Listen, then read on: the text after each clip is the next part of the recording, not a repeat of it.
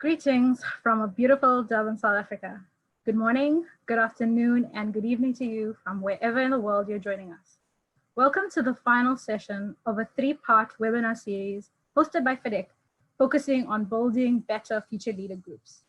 I'm Jessica Ramchand of the FIDIC Africa Executive Committee and a FIDIC Future Leader, and I'm the series moderator. As we adjust to this period of the unprecedented change and the look of the new normal, the role of future leaders as custodians of the industry is critical. And as FIDIC's future leaders, and in preparing ourselves for the future of work and the future of the built environment, we can look at some of the key development principles that will anchor this transition, including better use of technology, an agile and a creative workforce, and sustainable development. The FIDIC Future Leaders represents professionals in the consulting engineering fraternity under the age of 40. We were previously called the Young Professionals Forum, and this group has decided to embrace the change and ready our members and our member firms and associations into this new normal. So over the last 3 weeks, we've engaged with industry leaders in understanding the role of future leader groups in FIDIC.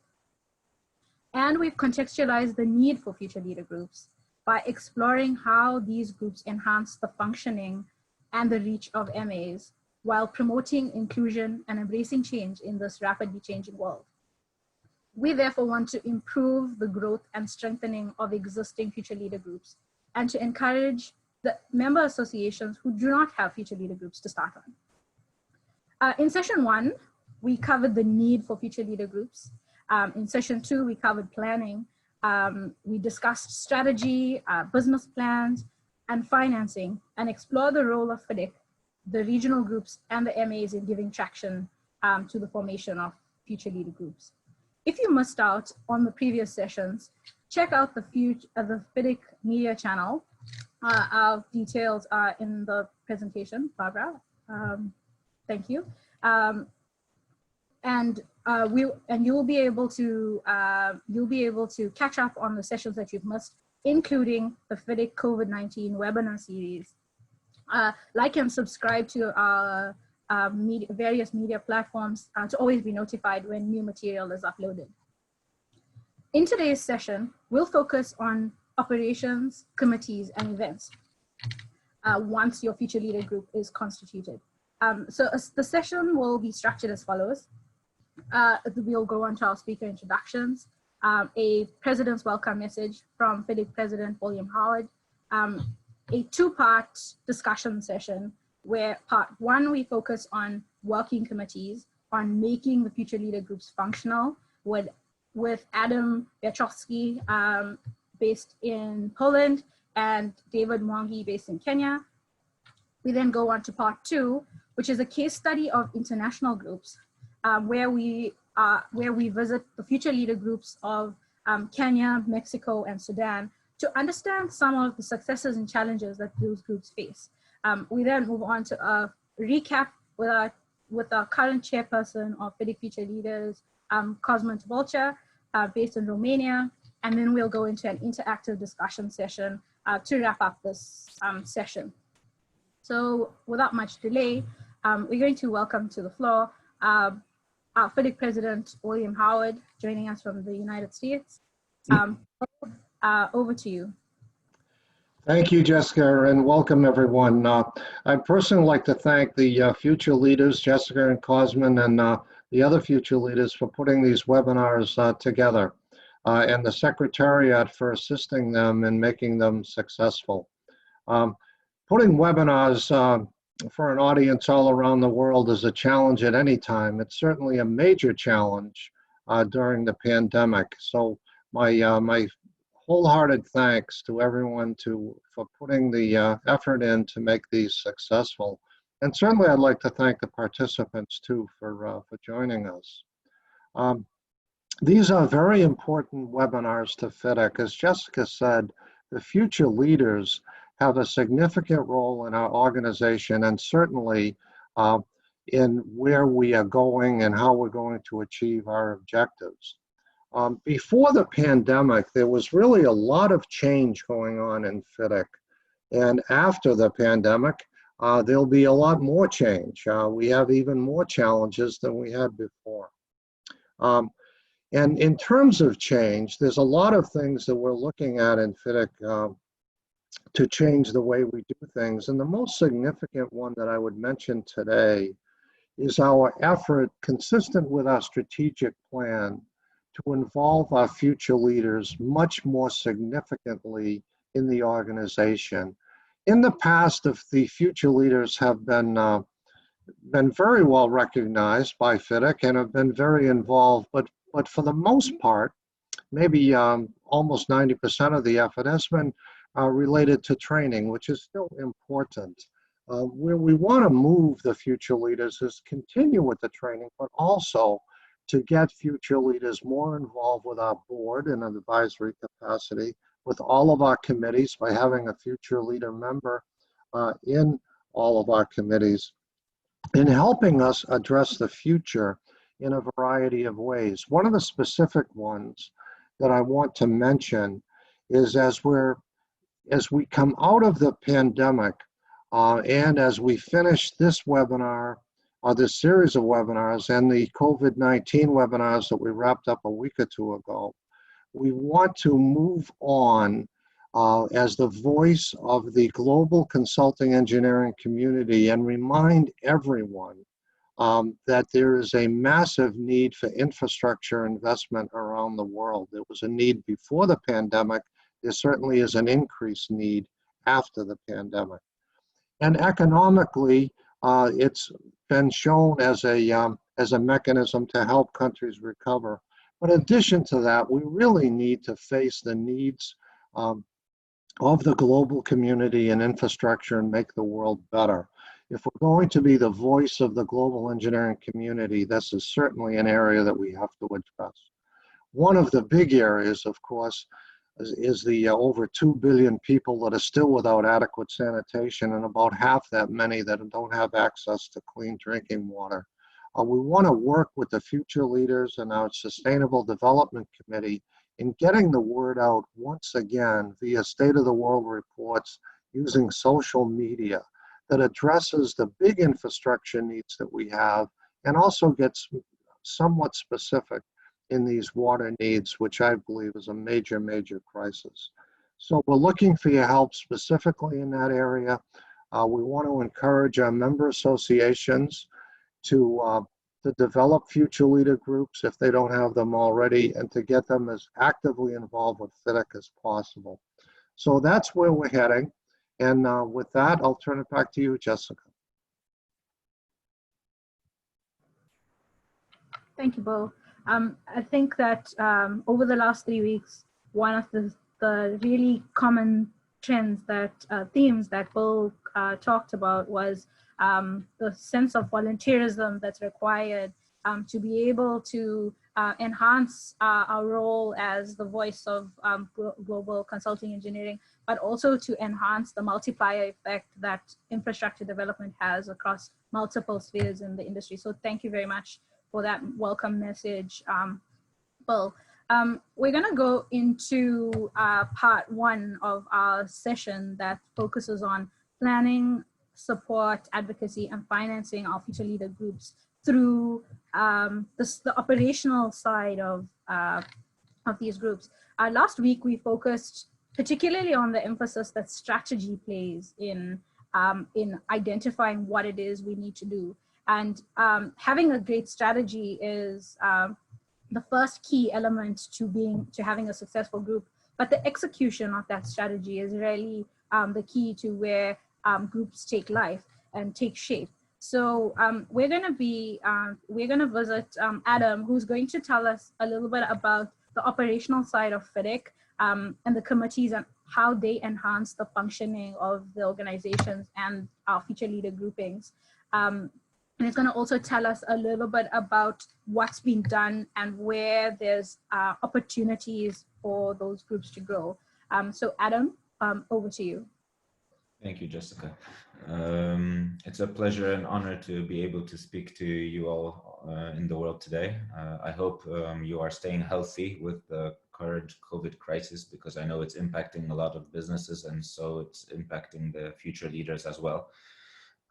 Before I get into the operational side of how to run a future leader group, or in your region, or whether in your country, to keep it functional, as the topic is making future leaders functional, I would like to go through some steps that are required, that FIDIC, I think, does pretty well, that you can help use it as a structure to organize your future leaders committee.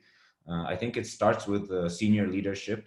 As you can see, we have Bill Howard on the line with us, who's the president of FIDIC, who's taking his time out of his day to support us. And in the last year or two, in general, FIDIC has taken this stance, which I'll repeat a little bit what Bill said, is that engaging us and giving us visibility. So visibility is like the second step. Once you have senior leadership that you are ready to follow and cooperate with, the senior leadership is helping you give visibility. And in turn, I think it's important for us as future leaders to give visibility to our community as a whole. So if you are in charge of your regional YP group or future leader group, or your country group, giving visibility to participants in this group will create the spiral effect that they will be ready to put even more energy into your group and create a good atmosphere there.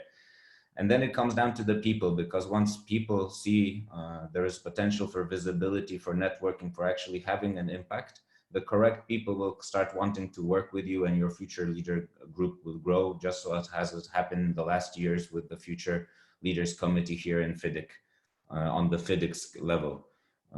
I think another important issue is tolerance for different working styles, because all of us as young professionals or future leaders have specific working habits. So for instance, some of us, answer every email, others prefer WhatsApp. Some people use telephone conversations in order to communicate better. It's easier for them to do it over the phone. Some people prefer written emails.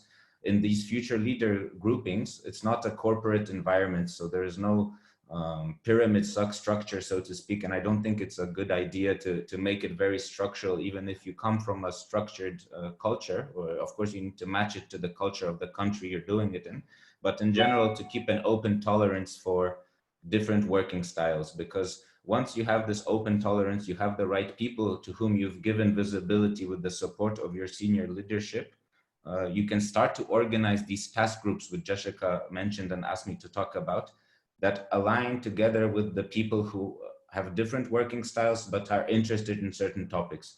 And so, for example, how Jessica has championed our webinar series for the future leaders, it was her own initiative. It was her own, she saw the opportunity, she saw the need, and it started working, of course, with the help of the senior leadership of FIDIC and the secretariat.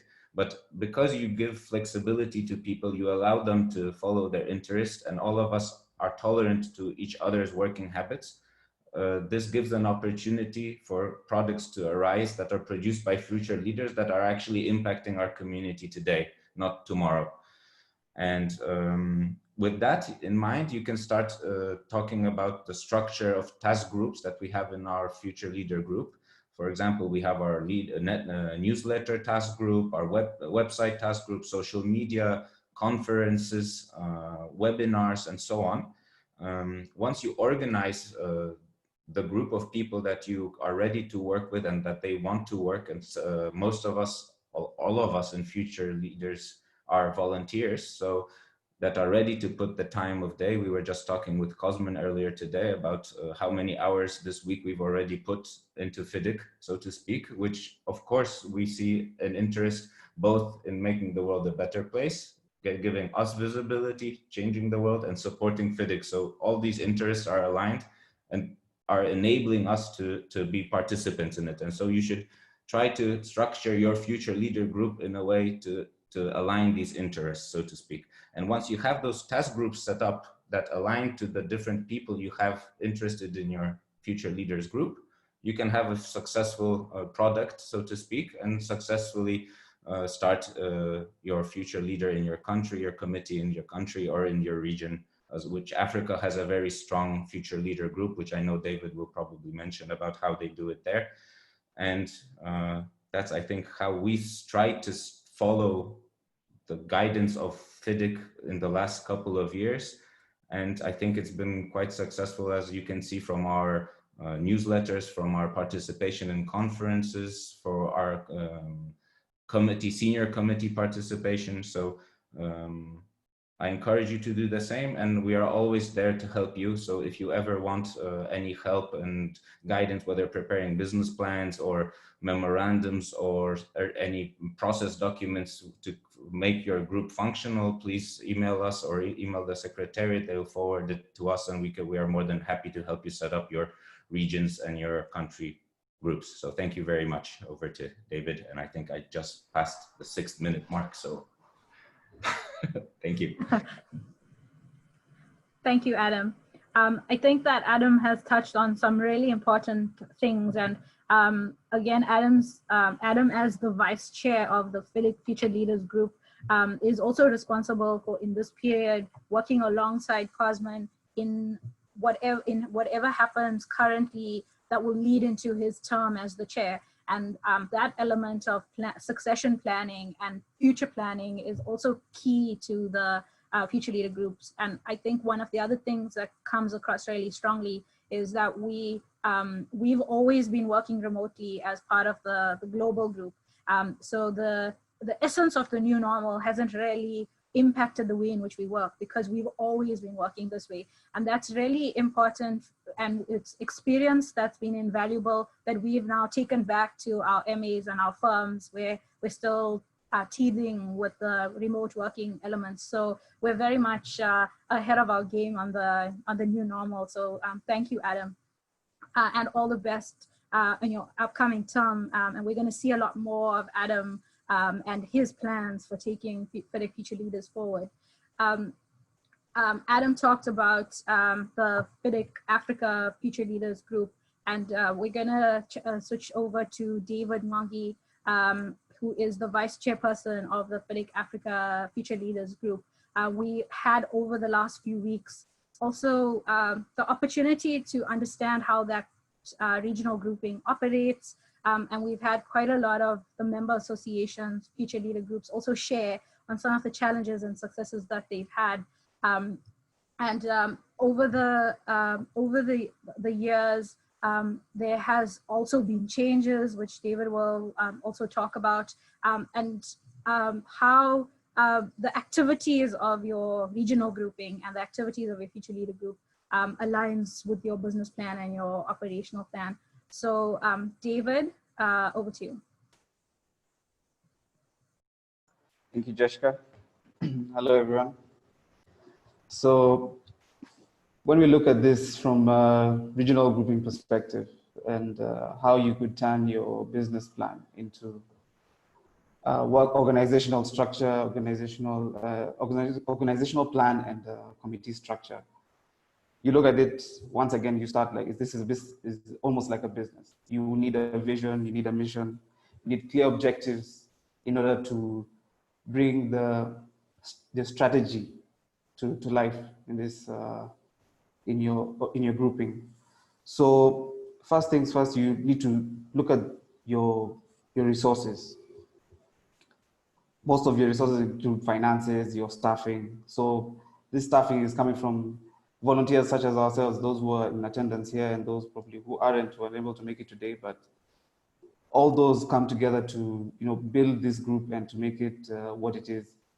So for a young, I'd say for starting up committee or for a stagnant committee, we need to look at ways of how to encourage and to bring in new members, how to sustain the grouping, whether it's being finances, and in order to help the activities of the grouping.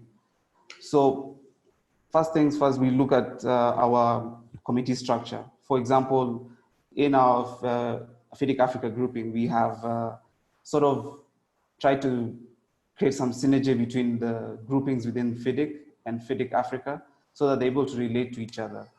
I'll give an example of our communications committee that deals with engagement with our members and outreach, basically on social media, newsletters, and the likes. We have people in the group from different sections. Like we have some of our committee members who are based in New Zealand, been seconded there by their companies. We have people from Uganda, others from Nairobi, and we are all able to sort of get together to sort of build that synergy, so that we're able to communicate with our members, we're able to communicate our agenda and our engagements with other people. If we look at what it takes, what some of the basic committees and activities we can engage in as a startup grouping or a stagnant committee, we look at, I have highlighted probably just three main say committees that actually sort of will help build the foundation for the group as it moves forward. You have your growth and your business development, where you look at getting in new members, your finances, your sponsorships, how you will sustain the group moving forward. You have your capacity building, where you have webinars such as this, publications with the newsletters. You have events, whether they are in person or, again, using technology such as Zoom. And you also have surveys where you engage your members and those who are, may not necessarily be your members in information regarding the profession and things that are all FIDIC related, I guess. So and then the final committee would be the communications committee, where you have things like a newsletter or your social media outreach. So for example, we do have a committee that deals with our social media and our newsletter development, who constantly update our members and reach out to members of the engineering fraternity on what we are doing, things that interest us, and the things that we are working on, in order to keep people engaged and keep our visibility out there, and in a way that also attracts membership.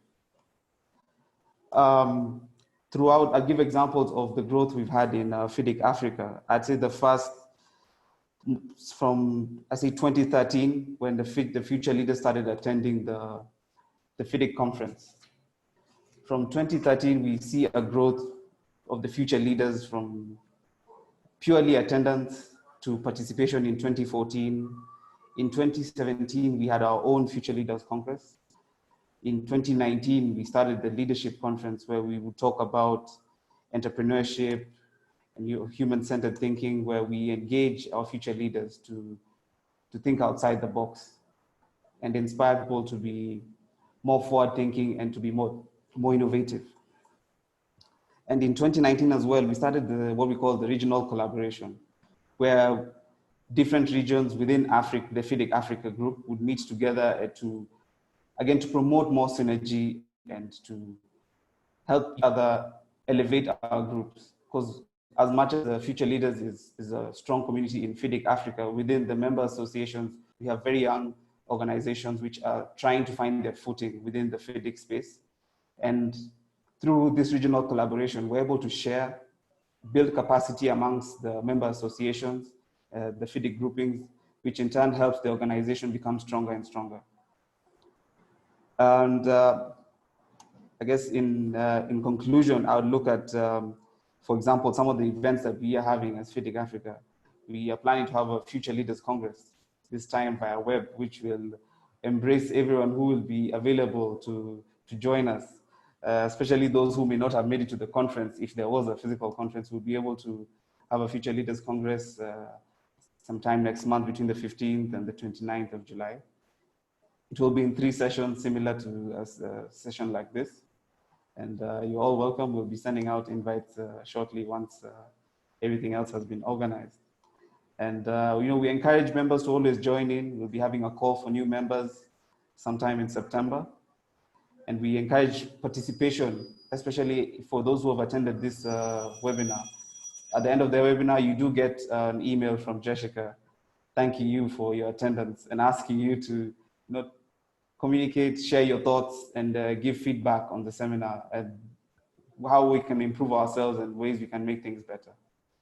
So I think that's all for me.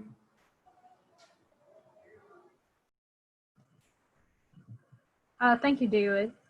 That's really summed up nicely the activities that we can start as startup future leader groups and also stagnant future leader groups in terms of moving things forward. And I think that one of the things that is really important to remember is that things do start slowly. Even as the FIDIC Future Leaders group, we were then the FIDIC YPF steering committee, started off from really humble beginnings. And over time, these activities build on each other and the momentum grows. And I think that we must also acknowledge that when you're working with a group of volunteers, you've got competing interests for billable hours, family time, socials, and then this volunteerism is actually something that comes from having a passion for serving the profession, because the impact is large and the reward is fulfilling for the fact that you're growing this global group. And so I think there's also an element of patience and acknowledging that the reality of working with a volunteer group in growing something that's this great eventually does pay off. And we've seen that through the FIDIC Future Leaders group and the FIDIC Africa Future Leaders group. So I'm really excited that we've come to this point and that we're at the point where we're able to share. One of the things that David talked about was the fact that we're now opening up and we're more accessible to many more people than we were with face-to-face conferences without the hassle of, or the cost of travel and the cost of attending conferences. And that brings two particular things. And one is that we're now able to communicate much more openly. But the other thing is that there's the financial, the creative financial sustainability that comes into keeping our groups active and being able to continue our activities. And that's something that we'll touch on a little bit later as well. So I'd like to thank Adam and David in this part one, where we talked specifically on the operations and how this links back to the member associations. So our part two is going to be a very interesting one, because over the last few weeks, we had met with some really active and successful future leader groups that shared with us their activities.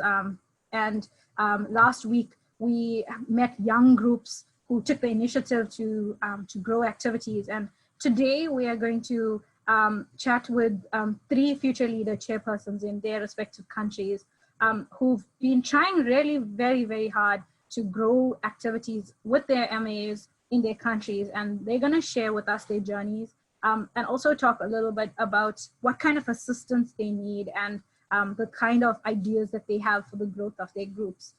So we're going to head over to Kenya, where we're going to chat to Engineer LaToya Ouna, who's the chairperson of the Future Leaders Group of Kenya, Association of Consulting Engineers of Kenya. So LaToya, over to you. Thank you, Jessica. I'd like to thank FIDIC for this, FIDIC Future Leaders for this opportunity. We don't get to do this very often, and I've learned a lot throughout the 3 sessions. Well, I would like first to describe our group. Our group is the ASEC Future Leaders, which stands for Association of Consulting Engineers of Kenya. The ASEC FL was formed in 2014, but the group has been running through several challenges, which I will describe later. The current composition of the group includes an elected chair, vice, and treasurer and secretary. And in addition to that, we have co-opted members who serve in various committees, training, which are training, social media, mentorship, and events. But due to the COVID pandemic, our interactions have been limited to webinars. We don't get to meet as often as we wanted to, and we don't get to have physical seminars. So we have carried out successful training webinars. So far we've done around 3, which had the visibility was quite good. And it was touching on various engineering sectors relevant to our members. We've also carried out membership sessions with graduate engineers and university students, which we hope to continue throughout the COVID period, as it seems that it is actually effective. I will go on to explain that, yes, we are struggling to gain traction, but I guess it's more of managing my expectations. I would expect that maybe an annual annually we'd get 100 to 200 members, but I have been humbled so far. In addition to that, the dynamics of our group in Kenya is a bit interesting because we lack continuity in leadership. So it seems that we take 2 steps forward and 1 step back. So that is something that we're trying to overcome so that we can bring continuity to the Future Leader group. So initially, we were struggling with traction. We still are struggling, but I could not say we're struggling as much because with the interaction of training activities and the mentorship, we have gotten a bit of interest in the SEACA Future Leaders, and we hope to keep the momentum and to attract more young engineers, both professional engineers and graduate engineers. So we thought that the COVID pandemic would slow down our process, but it's actually not as bad as we thought. So we just keep, if we continue with the same training and mentorship activities, I think we are yet to achieve the goals that we had initially come up with. Like I mentioned earlier, we're experiencing a few problems. One is implementing the business plan. The business plan was the business plan was written in 2014, and it has passed through various leaderships since then, and it needs to be updated. But we are having a challenge in getting exactly what should be updated and what the current future leaders are up to and how the business plans look like so that we can be in line with other FLs in the world. Our second one is fundraising for activities.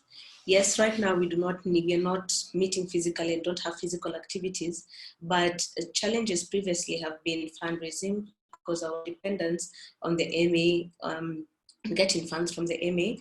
So many of our events have been small or even have not happened because of lack of funds. So if we, it would be good to know the future leaders, or successful future leaders, how they go about the fundraising and how they come up with sustainable fundraising practices such that even that can go through different leadership cycles and can build the FL group in Kenya. Another issue we've been having is attraction and retention of members. Yes, we get the members all pumped up initially with the training and mentorship, but by the next year, it's we need to find ways of, despite even without training and mentorship programs, how else can we keep members interested? How else can we include members in our activities, and how else do they feel? How else do they get ownership of the group without feeling that it's a burden or it's a dead group and they're getting nothing out of it.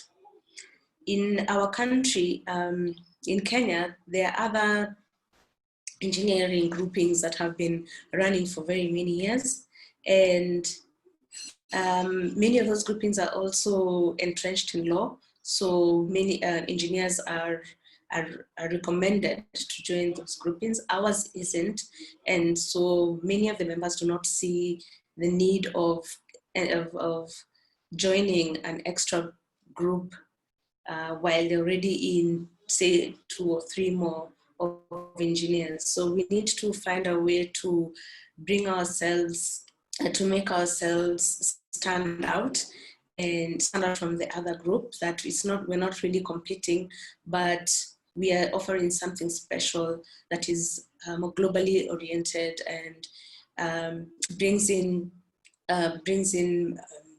what can I say, brings in more information and more attraction to the members than what is currently available in the country. So like I earlier pointed out about leadership, LaToya, it's sorry up to and down. interrupt. Please can you wrap? Thank you. Oh, okay. Wow. Yes, yeah. So as I was saying, leadership has been a challenge that you start something and after a year, and maybe the next leader doesn't know where to start from, and so it disrupts the whole program of future leaders, and also that disrupts the membership program. So the assistance would need from established FL and maybe FIDIC FL groups is development of a business plan, a strong business plan that can help us move forward as the Kenyan ASEC FL and be in line with the FIDIC FL2. And as I said earlier, also strategies for sustainable fundraising and sponsorship would be useful to us to grow our numbers and to grow our activities. Ideas of growth, this is very important that we see that training and mentorship is very key in engineering, in our engineering fraternity, and would like to ask if FIDIC FL can make this event global, the training activities and the events global, to give it a whole global perspective, international perspective, such that it doesn't feel like a local community, that people feel like they can tap into a bigger network than just a small ASEC FL. This can be done through, again, the training activities, and maybe, as Mwangi has said, the Congress, the ASEC, the Future Leaders Congress. So far so good, and I appreciate the support so far I've gotten from FIDIC Africa, and we hope that this will be a very strong Future Leaders group that can be able to contribute generally to FIDIC, FIDIC Africa and FIDIC all over the world in everything that they are planning to do. So thank you so much, Jessica. Sorry for running my time. So yes, thank you. Thank you, LaToya. That was a very elaborate detail of where you guys are, and it also gives us a good picture so that we can assist again with strategy on how to move things forward. I do apologize. I've seen some comments in the chat box about problems with the visual, so I do apologize for that. One of the things that encouraged us to start up a grouping or to do this webinar series was actually LaToya, who requested from the FIDIC Africa grouping for more assistance on being able to utilize her Future Leaders grouping to the best of her ability. And that got us into this webinar. So LaToya, we're all benefiting from this because you were brave enough to put up your hand and ask for help. And so we also thank you for that. I think that it will be very interesting as we move over to Rodrigo and Aymen to understand some of their challenges, because we can offer some assistance on strategy in moving forward. And also coming through in the chat box over the last couple of weeks, we've seen that some of the challenges being experienced is common. So we're gonna go over to Rodrigo Juarez, who is the Future Leaders chair of Mexico. And also, he also shared last week his involvement in growing the Future Leaders group in FIPAC. So Rodrigo, we're going over to you in Mexico City. The floor is yours. Thank you, Jessica. Thanks everyone for attending this webinar. Let me talk to you a little bit about what CNEC is. CNEC is a national chamber of consulting companies from Mexico. It was founded in 1985 with the head office in Mexico City. We group around 100 companies with over 8,000 professionals, and we are the local MA of FIPAC in Mexico, group to Latin America. But also we are the Mexican Member Association affiliated to FIDIC. So we are the ones from Mexico who are being representing FIDIC in the country. Just as a quick, this is a good, a curious detail. CNEC has been hosting 2 international infrastructure conferences in Mexico. The first one was in Acapulco in 2002. I was very young to attend that one, so I was not there. But the second one was in Mexico City last year. So for everyone who attended last year, probably you saw me over there with all the different activities we had. And I think it was a very good conference. So that's part of the result that that was being after, or that was the result of the work that we've been having for the last year in order to make or to host that conference. So one of the main challenges that we've been having is that typically at least in Mexico, what we've been having is that there is always this resistance to allow future leaders to go and participate in the events. Usually are the ones that are being left until the end to participate in the events. There is always this challenge to prove that you can add some value to the conversations that are being that are having. There is always this challenge that previously, before I joined the committee in 2017, well, 2018, there was no Future Leaders group in Mexico also. So it was very difficult to have someone to contact to before, because there was no ground basis to work on. So everything had to be produced from new. A lot of the documents that we've been using came from FIDIC with the support of the steering committee. That first I contacted them after, and then I joined them. Also, the thing or the main challenge was that from the member organization, there was a limited understanding on how these groups work. So on a positive side, I had the freedom of do what I felt like was the good approach to follow. But on the negative side is that there was no feedback, to say it somehow, because it was something that we were trying to see how it works. And the results were basically, as I was telling you, what somehow was demonstrated on the conference last year, where most of the activities for everyone who attended, the organization of the technical tour, the meet and greet that we had on the city center, and the participation in the conferences was something that I really pushed with the steering committee and within FIDIC and with CNEC in order for them to happen and for us to have some space for where we could participate and talk freely about the issues that we had and that we wanted to talk about. So this has brought, of course, some positive results. As I was saying, it's the first time that CNEC has a member in the steering committee, in the FIDIC Future Leaders Committee. It's also a very good opportunity for this initiative to be spreading towards Latin America, as I was talking last week. Since we also have another member in the committee from Brazil, this initiative began to work regionally rather than just locally. And also, the idea or the main goal that I have is to provide this opportunity to grow this group locally and to hopefully join more future leaders in this group in order to make this growing bigger in the region, and also to have some more willingness from CNEC executives to expand this group and to hopefully be creating better results than what we have been doing right now. So I think that's it from my part. Thank you, Rodrigo.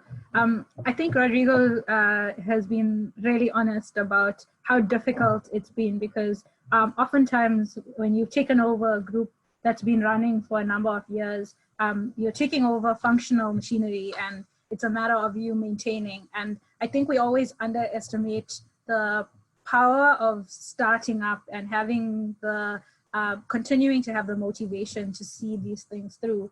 Rodrigo, it is your honesty is refreshing and very welcomed, and I think that it also puts a challenge on us that have offered to be able to help these your groups gain traction. So do continue to keep at it. We're gonna switch to Aymen Abdelrahman, who is based in Sudan. Aymen is the chairperson of the Future Leaders Group of Sudan and also a FIDIC Future Leader. So Aymen, over to you. Thank you, Jessica, and greetings to everyone. I hope you're all doing well. Aymen, if I can just stop you, your voice levels are really low, so if you can just also just speak up. Thank you. Okay, how is it now? Is it better? Okay. First, before discussing our group, I want to start by giving a background to everything that happened leading to the formation of our committee. As you already heard during the past two webinars, Gamma Future Leaders was actually initiated in Khartoum, Sudan during the 2013 Gamma Annual Conference. And although YPs has been involved from Sudan, has been involved in both FIDIC and FIDIC Africa, however, the forum in Sudan never gained traction. There are many reasons for that, but I believe it is mainly attributed to the fact that there was never a structured approach to establishing and maintaining the group. There wasn't an initiative dedicated to the YPs by the leaders of our MA, as Adam just explained. And similarly, YPs never took the initiative on themselves. So the effort to establish a Future Leaders group was actually revived at the end of 2018 after the FIDIC conference in Berlin. At the time, two of us had completed the Young Professional Management training and were subsequently also involved in the FIDIC Global Knowledge Platform initiative. So you can say we've had firsthand experience of FIDIC's benefit and saw the level of engagement of YPs in FIDIC. So it is safe to say that when we came back, we were very motivated to establish a group in Sudan.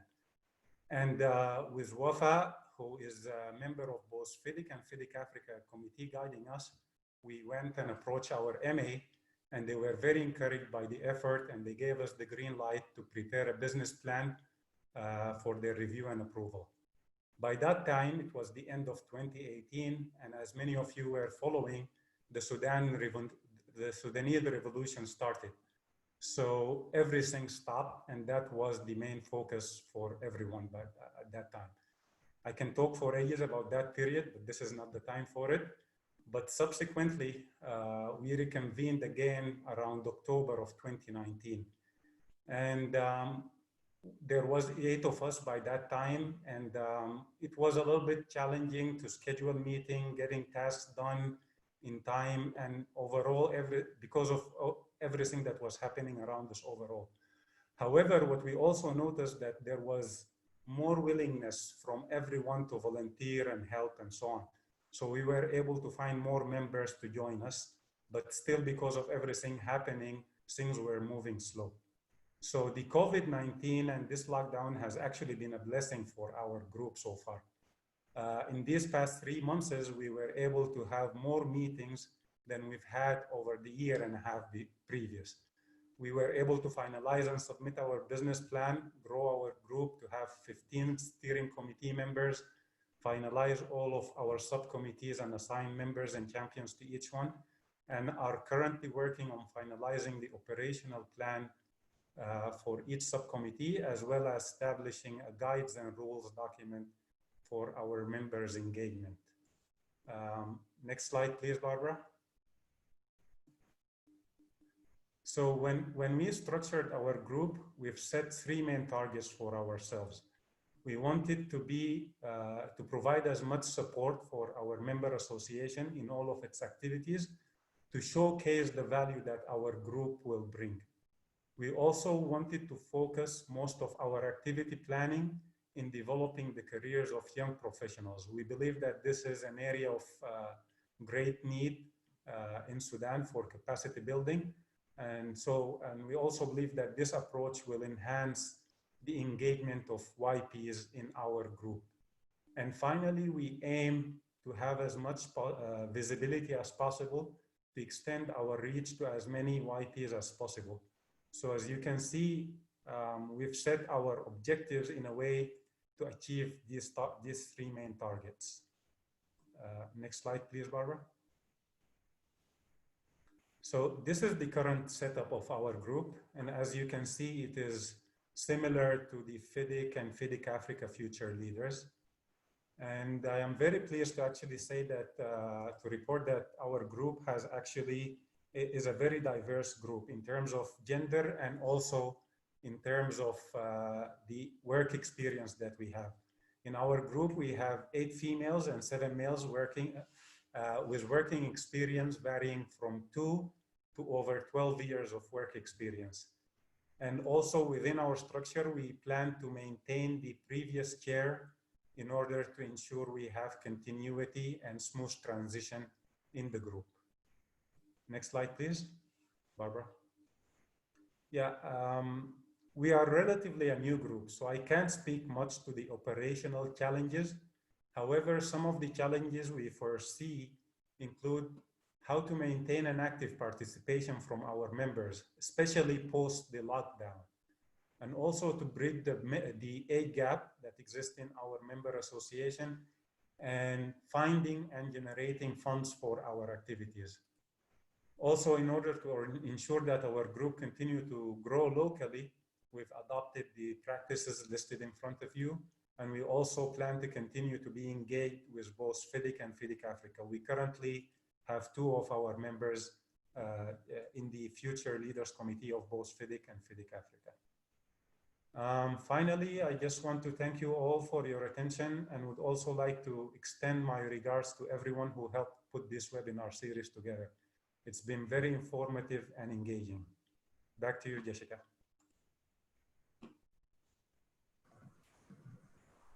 Thank you, Aymen. I think that you've come through a very interesting, exciting and challenging time in your country, and to be able to do that in parallel with growing your group is also very progressive.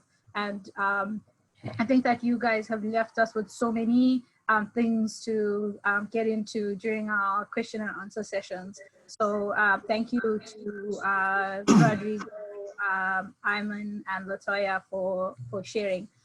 We're going to go to Romania, where Cosmin is going to, as the FIDIC Future Leaders chairperson, is going to do a bit of a recap and also tell us about a few exciting things that are happening in FIDIC before we open up for question and answers and our panel discussion. So Cosmin, over to you. Thank you, Jessica. And I would like to say that in the beginning, thank you everybody for participating at this series of the Future Leaders webinar. Also, thank you for your interest and for your questions that you have put in the chat box. We are still here, we are waiting your questions, and whatever you want, any information, please tell us. Also, you have our contacts on the FIDIC website, and we are here for you to answer to your questions. As a recap, I would like to, this is a slide that I had in the second webinar also, because I wanted to clarify how the groups are working. So we have the FIDIC Future Leaders group, which is the group of the young professionals worldwide of the International Federation of Consulting Engineers. And also we have the committee, the Future Leaders Committee, that I am going to share in a few more moments some interesting news about it, which is a committee of the FIDIC appointed by the FIDIC board. As you have seen, Bill Howard, the president of FIDIC, is very close to us. What has happened in the last couple of years with FIDIC is that they helped a lot the future leaders to be part of the committees of FIDIC, to be involved much more in the FIDIC activities in order to develop our communication and networking opportunities. And also, I would like to remember that in the second webinar, we draw a conclusion about how to launch a Future Leader Chairperson Network. So the chairpersons of each MA is encouraged to send us their contact, that we can create a database, and this way we can have a network worldwide with all MAs, with all future leaders networks, in order to develop ourselves. So as a news, and it's an important news, is that, next slide please, Barbara, is that we had almost 2 months ago, the call for new members for the FIDIC Future Leaders Committee was closed. I can tell you that we had 47 applications worldwide. From these 47 applications, inside our committee, we had a subcommittee which was in charge of analyzing all applications. Rodrigo was the head of this subcommittee, and we chosen 8 semi-finalists. We had interviews with each of one of these 8, and I can tell you that we have 3 finalists, which are David from Kenya, which David was a speaker today previously in the beginning of our webinar. Amanda from South Africa. Amanda had talked in the webinar too, and Ewin from Ireland. So I can tell you that we are growing our committee. So we have new members. I would like to say congratulations to everybody that put the application. There were very good applications, and we do not have only 3 finalists. Everybody is a finalist. Maybe it's not the moment now to be inside the committee, but with the other semi-finalists, we are creating a task group, and we are encouraging them to grow their FIDIC knowledge, so they can put their application again for the committee in the next years. My membership is as chair of the FIDIC Future Leaders Committee is going to end in September this year. Adam, who spoke in the beginning as vice chair, is going to be in charge to be the new chair from September. I know that we are talking together to develop, to plan something for development of our committee. And please, slide, please. Next slide, please. And now our committee is structured like this for 2020-2021. So we have 19 from the previous committee, and we have the addition, which is in red, from the 3 new member committees. Our website is going to be updated very soon with the contact data of everybody. And I would like to say again, congratulations to David, Amanda, and Eoin. It was a very tough decision how to choose, because we got very, very good CVs. This is the reason why we decided that everybody has to be included in our future plans. So, we can create task groups, as Adam was speaking, task groups especially for working into FIDIC strategic ways, where the other semi-finalists can be involved. Next slide, please. Once more, I would like to say that our committee, the Future Leaders Committee of FIDIC, is working very strong and very close to ASPAC, to EFCA, to FEPAC, and to GAMA. You had, in all the webinars, you had the chairs of these regional committees talking to you and presenting how we are working also at the regional level. You had Lyubomir from EFCA, from FEPAC it was Rodrigo, from GAMA, which is Africa, Jessica, and not only Jessica, because as you have seen during these webinars, the Africa Future Leaders Committee is very, very strong. It's his presence is very, very active. And also ASPAC, where you had Jitendra from India talking to you in a webinar too. So we have tried during these webinars to cover from the regional, from the national, and to the FIDIC way, how we are working and how we are connected. Because as I have mentioned into our committee, we have also the chairs of each regional committee, because we are trying to have a very close connection to everybody. In that way, that we can really be the voice of the global consulting engineering. Next slide, please. Once again, I would like to end my brief sayings by telling you that we have just 6 more days until the deadline for the paper submission. The theme of this e-conference that we are going to have in September is infrastructure development and consulting engineering in the new normal. It's a topic that is now very important to what is happening all over the world. And we are waiting for your papers. You have our contacts on the website, so please send us the papers.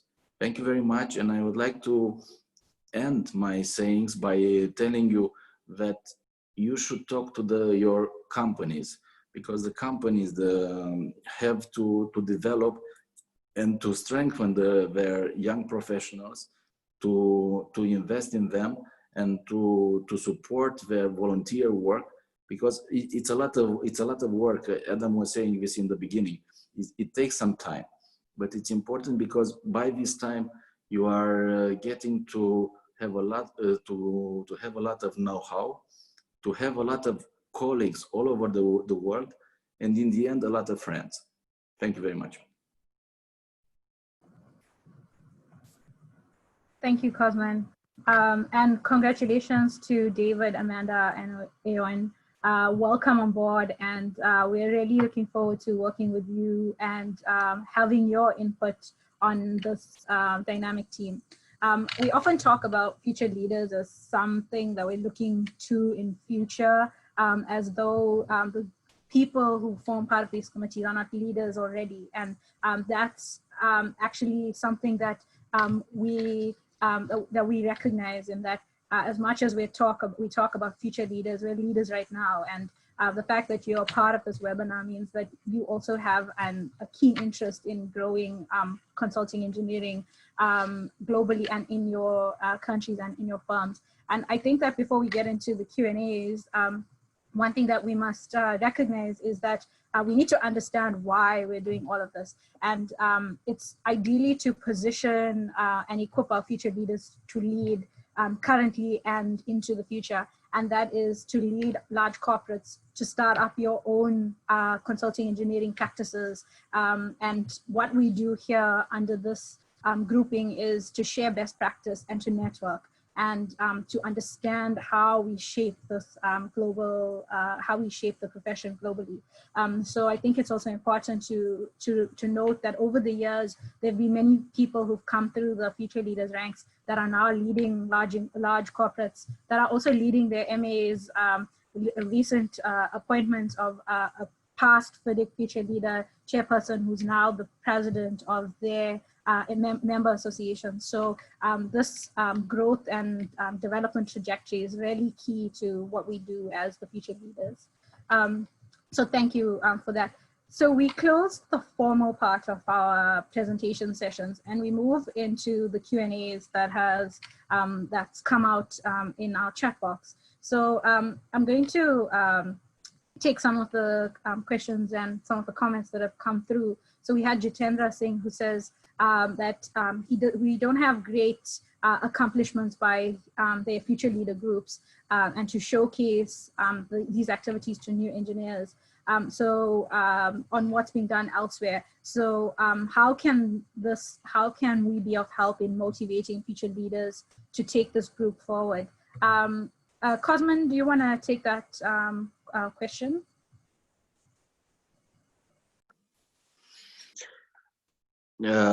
As I was saying, I think we should be quite close and give all the information they need.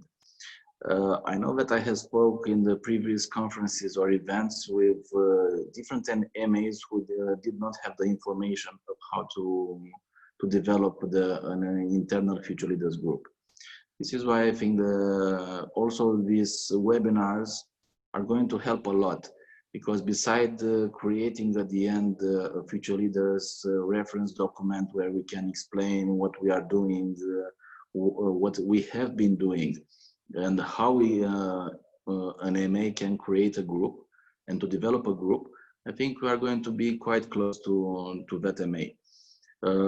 As you saw during these webinars, there are a lot of speakers, of Future Leader speakers, but usually there are the future leaders speakers which are very supported by the MAs.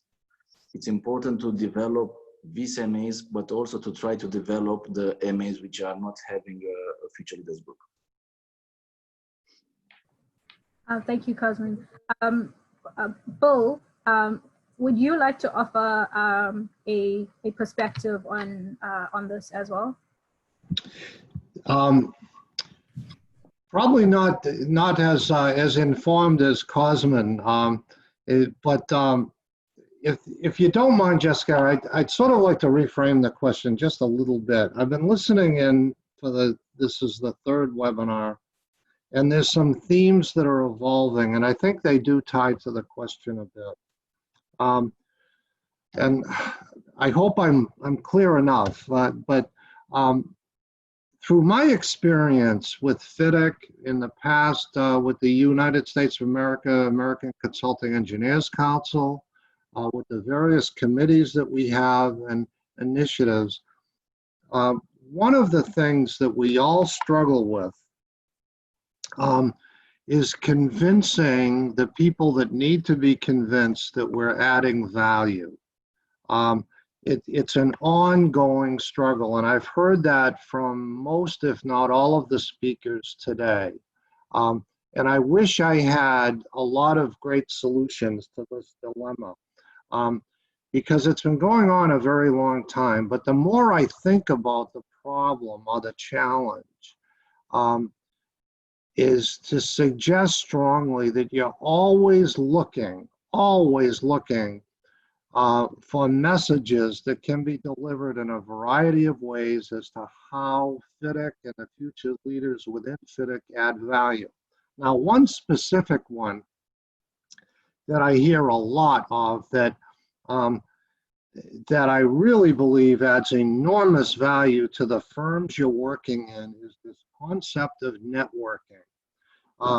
We all are realizing that the world is getting smaller and smaller and smaller, and that we're talking much more actively with people around the world. And the people that participate in the Future Leaders program are going to reap the rewards of that in their personal careers for the entire career. But they also are going to add value to their companies because they'll have this global network.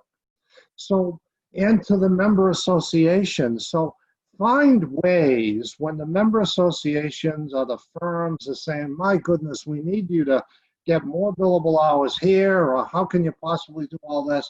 You really got to think of less time with future leaders. Try to push back diplomatically in terms of the great value that you and the companies are getting from that. Now I'm going to get down one more level. Back to the webinars that we just finished on the COVID-19. One of the themes I'm hearing, I've heard a lot from that series of webinars, which I think the future leaders have a role in terms of adding value and also getting the word out, is from working from home, working remotely, using drones, using all the tools that you folks know a lot better than I. There is a compelling case to be made that the use of all of that technology will address the needs of producing projects to deliver infrastructure of higher quality, not just the quality we have now, in less time and for less cost. And we have people out there, firms out there and organizations out there in the globe that basically are criticizing the delivery of infrastructure over the years and making statements like, if we had control, we could reduce the cost of infrastructure by 50%. Well, I'm not so sure that's true, but nevertheless, they can make the statement. We, as an engineering profession, have, in this awful pandemic, I think have proven to ourselves in a variety of ways how we can move in that direction, and we're the ones that can do it. So I think that's another message, that obviously using tools. These new sophisticated technology tools, we depend on future leaders, and you might even depend on the people coming up behind you folks that may even know more about this stuff. But there's a great opportunity here for us to grab back that lead in delivering higher quality, faster, and cheaper. So those are themes to direct the to the question. I wish I had more specific, do this and do that, but keep the themes in mind. Thank you, And I probably went too far, Jessica, but I could get charged up over this stuff. So thank you, Bill. It's an exciting thing for us as well. So we appreciate your enthusiasm on this as well. We've had some other questions that have come through. Boyd from Malawi, who's an alumni of the YP-MTP from 2019. And he says, I committed to assist to set up the Future Leaders group for Malawi. And are there any templates for sharing? Because he can relate to some of the challenges presented here.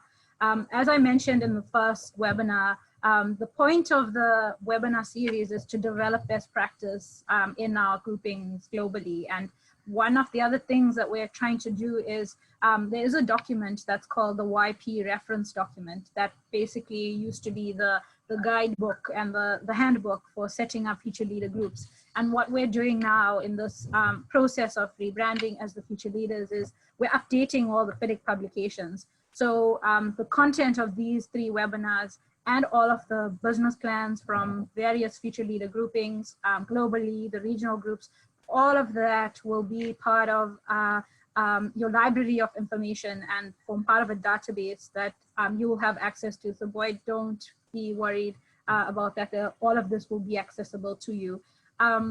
We also had a question from Amandana who asked, she says, do you think that these kinds of webinars that have been developed as a result of COVID will continue into the future and to engage and motivate more YPs? And the answer is absolutely. The COVID pandemic has shown us that we can work remotely, that there's lots of collaboration that can take place. And this is just the first of its kind. David also mentioned in the session that the FIDIC Africa Future Leaders have their YP Congress coming up, and Cosman also talked in last week's session that the FIDIC Future Leaders are going to be hosting the symposium that we would have had in person in September. So all of those engagements will continue and through the Future Leader network that Cosman talked about earlier. If I can allow Rodrigo, who's actually also an alumni of the then YP-MTP. Rodrigo, maybe you want to give us a little bit of information about what this management training certificate is about. Yeah, sure. So it is very important for us to mention that the FIDIC Future Leaders Management Certificate is what was formerly known as a Young Professionals Management Training Program. This year is the actual first edition that this rebranded program has been launched, and it has a purpose of strengthening the business expertise of young engineers and other professionals working in the field of consulting engineers. So if you've seen the previous webinars, in FIDIC, we like to say that it's like the MBA for consulting engineers, because it's very much tailored for the consulting engineering, because I've been, now I could say that I've been on both sides of this program, because first of all, I was coursing this program. It was very useful.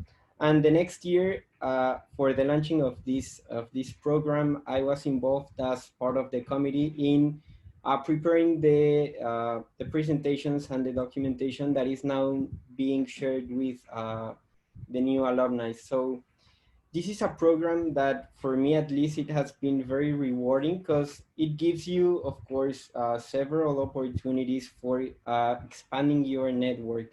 it gives you a very big opportunity to get to know different people from different parts of the world. And whenever you meet up, first of all, during these 7 months that this program takes place, you start to getting to know these people. And when you get to meet up by the end of the year on the annual infrastructure conference, it becomes very rewarding when you actually meet the people that you've been engaging on during this month. Well, during these 6 months. So I think many of us can relate to that. And it's very rewarding when you talk to different people every year that have been taking this course or that want to engage in this course. So at least for the past 2 years, I've been going to this group where the people that are participating in the program are. I like to go and speak to them, and it's really funny when you get, I remember when last year in Mexico, someone told me, hey, I saw you from the course of last year. So that's the purpose of this, that you expand this network. And we would like to invite everyone to join this course. This new version actually is the course that we've been trying to promote is something that can be cheaper for everyone, that it's more accessible. Because there were some criticisms that the last years it was a little bit more expensive. So we've pushed from the Future Leaders Committee to reduce the cost in order to increase the participation of more young professionals from different parts of the world. And it's just something that I would like to let everyone know, that every February is the annual intake. So it takes place usually from March until September, when the final presentations take place in the infrastructure conference. So just to, yeah, that would be everything that I would like to say. Thank you, Rodrigo. I think one of the things that has come out of this training certificate, the FIDIC Future Leaders Management Training Certificate Program, is that there's a project that each year's intake has to do. And one of the exciting things that had come out of one of the intakes was the Global Knowledge Platform. Aymen, who is also an alumni of the program. Aymen, maybe just in 2 minutes, if you can just give us a snapshot of your project and what the Global Knowledge Platform is, and what can we see coming out of this Global Knowledge Platform? Thank you, Jessica. Yes, so the Global Knowledge Platform, as you said, was the product from the YPMTP class of 2018. And the idea of it was actually based on the format of the class, because the 5 days prior to the conference, when everyone meets and everything, people, like, all of those 5 days are mainly sharing experience between everyone, the setup of the courses. It's made up of teams, and everyone is sharing experience and exchanging knowledge and so on. So the idea was, how can we continue with this setting going beyond when we go back home and so on? That's how the idea came from. And so the idea became is, why don't we set up something under the umbrella of FIDIC that will allow everyone to share their experiences and so on?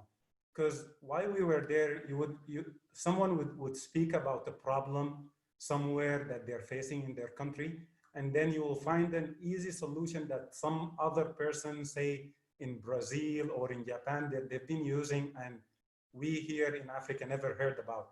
So this will be a way for everyone to come together, find solutions for the problem they're facing, network, share their experience, and it will also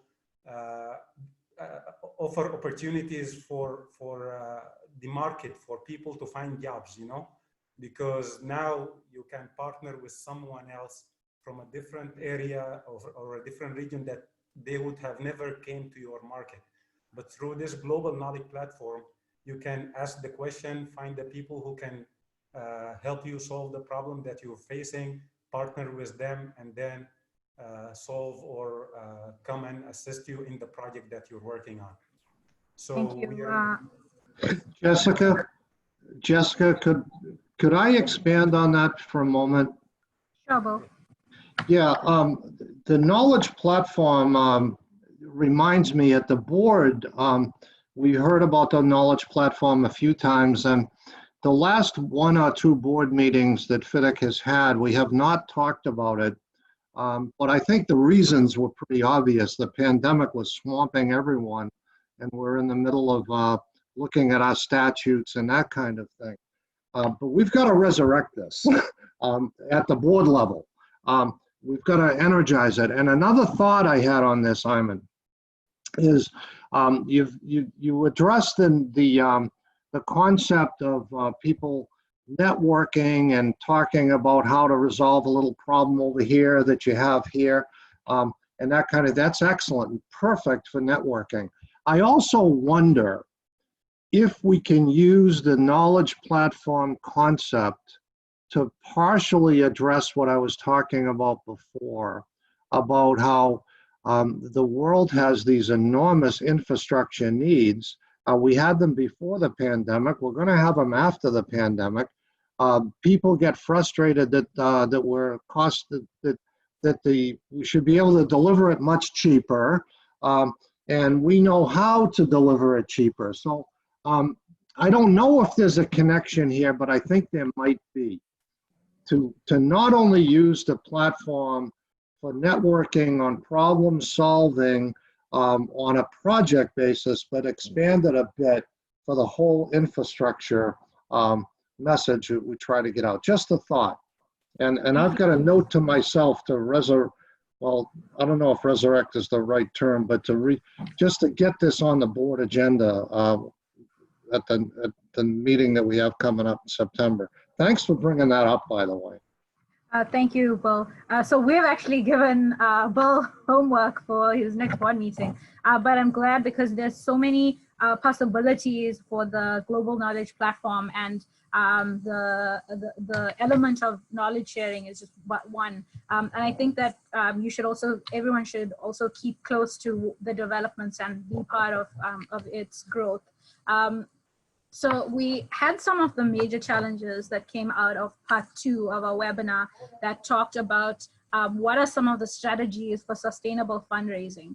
And we had Godfrey Ramadisa from SEACA in the last 2 sessions who talked about this element of creating sustainable funding strategies. And we'll also share that in the post webinar documents that will circulate. But one of the things that I'd like to highlight about sustainable fundraising, and that relates to value, and that if what you're doing as a grouping within your firm or grouping within your country or in your regional group brings value to the participants of the group, but also to the larger consulting engineering community, you've got a value proposition which people and organizations will want to fund and want to support. So the art of creating value is really critical in your groupings, which is why the strategy is really important. The activities that you do is really important, and your visibility is important, because no one's really going to put money behind something that is not valuable to the organization. So we will, because the fundraising element and the financing element has come in so strongly across the 3 weeks, we will put in specific attention to creating a document that talks to how you can do that sustainably. And we will certainly take that forward.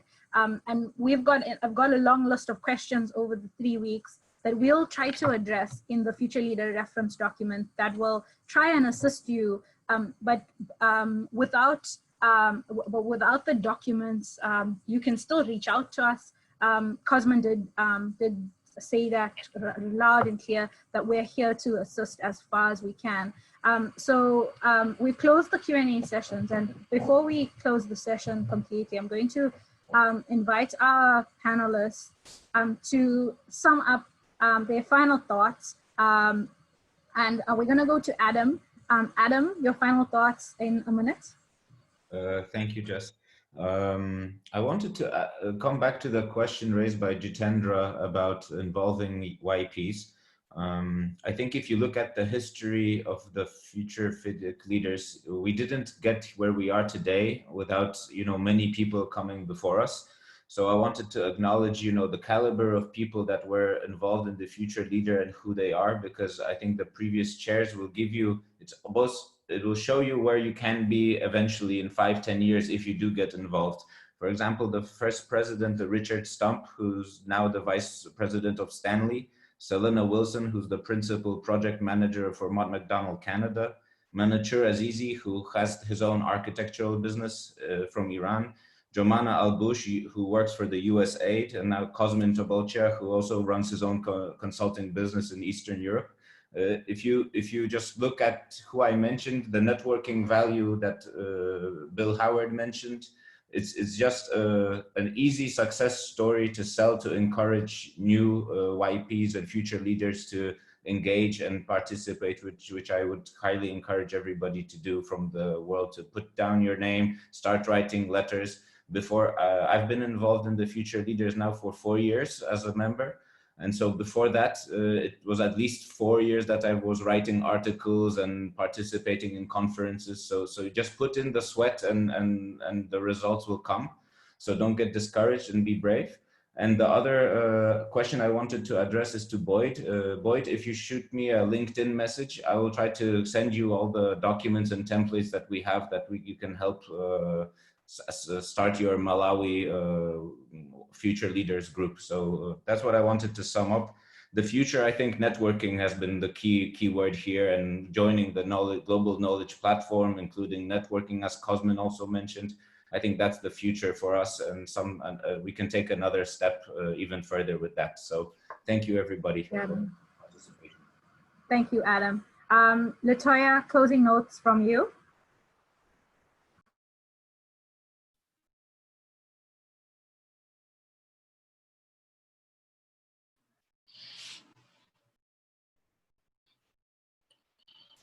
Thank you so much, Jessica. This has been a wonderful three-part session. I've learned a lot, especially from coming from the beginning when I asked you how to run the Future Leaders group. I now have a clearer picture on how this we can take this group forward. Thank you for all who have volunteered to help upcoming Future Leaders group. I also volunteer to help upcoming future groups in my region, and anyone just contact me. I think I have a bit of knowledge gained from experience and gained from here. Yes, I appreciate the networking, the networking ability of this group, and maybe I have not told my members as such, and now this is something that can also help us gain numbers and make our group stronger. So it's a pleasure to meet all of you. We have this is as physically as we can meet, yes. And thank you so much for having me. And yes, have a good evening. Thank you, LaToya. Closing notes from you, David.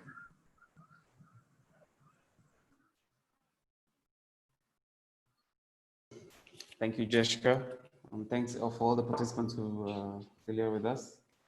My parting shot is to all the future leader groupings that are just starting up or trying to revive and energize their groupings, and that from my experience and from my observations and through this webinar, I've seen that it takes a lot of patience, a lot of dedication, and for us to see the results, we need to put in the work, and we are more than happy and willing to put ourselves forward and generate this same energy to keep things moving. I'm also happy that, well, the only upside of the COVID situation is that we've managed to sort of bridge the gap between all regions within the FIDIC groupings. I mean, in normal cases, we probably wouldn't have all met or interacted in this way if maybe we didn't come to the conference or did meet at regional conferences. So I think this is a good step for us to continue to keep this moving and to keep connecting at all times. Yeah. Thank you, David. And thank you to our other panelists. I think we've had quite a lot of interaction, and it was a great session. So my parting shots, yesterday was International Day of Women in Engineering. And I think that it's not really a celebration because from a diversity and an inclusion perspective, we could do a lot more to have better representation in engineering of women. But kudos to all the trailblazing female engineers who are doing really well and changing our world day to day. And on that note of transformation and inclusion and diversity, we also look at the global movement in America around Black Lives Matter and speaking out against racism. And those are really key issues that we as future leaders need to champion. When Bill highlighted this in the earlier two webinars as well, is that we need to put deliberate effort into inclusion and diversity. And it's also great that FIDIC is championing this. So from me, I always close on a quote. So today my quote is, volunteering is the ultimate exercise in democracy.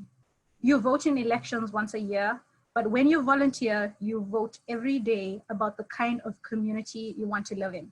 And I think that that really talks to the kind of people who are leading our future leader groups today.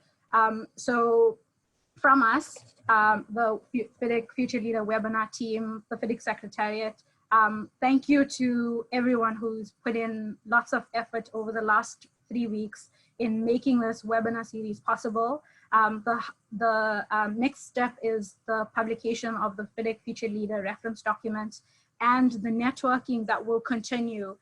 Please also connect with us on our social media platforms, connect with us on LinkedIn, and let's keep the conversations going. So from me and from all our panelists, thank you very, very much. And we look forward to engaging with you in our next session. Thank you.